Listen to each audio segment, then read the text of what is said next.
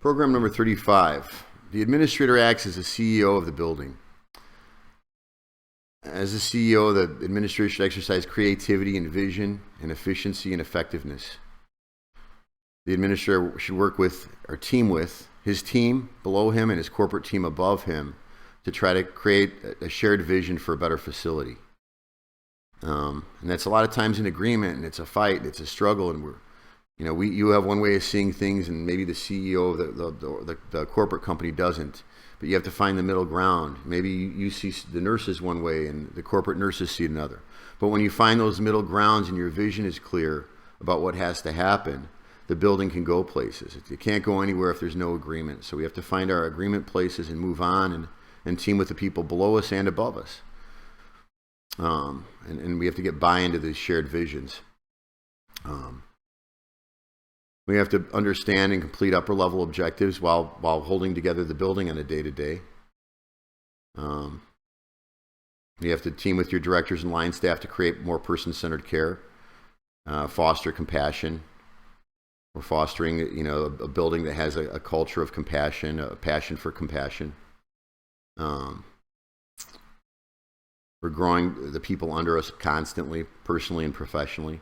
It's a rare thing in this industry that, as you think about being empathetic towards other people and their situations, we're in a rare field that you can grow as a person by trying to grow as a professional.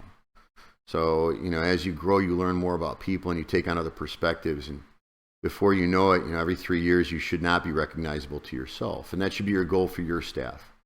My goal for my administrators is every 3 years, they should become unrecognizable to themselves and everybody that works under me. And that should be the goal for you and your directors, is that every 3 years, they should grow to the point where they're unrecognizable to themselves.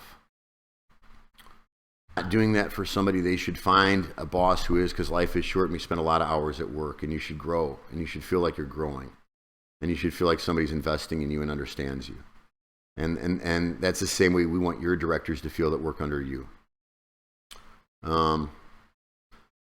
And you should be able to get those people's buy-in to your systems and programs and protocols and visions.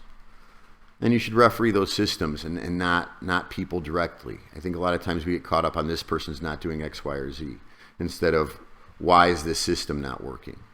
And when we referee systems, we can use positive reinforcement, which is a lot more effective. So refereeing systems over people is night and day difference in it turning around a building. You start to find negative things or negative people, pretty soon your whole job is finding negative things and negative people. If you find what you want to happen positively and you reinforce that, you'll find more and more people doing what you want done.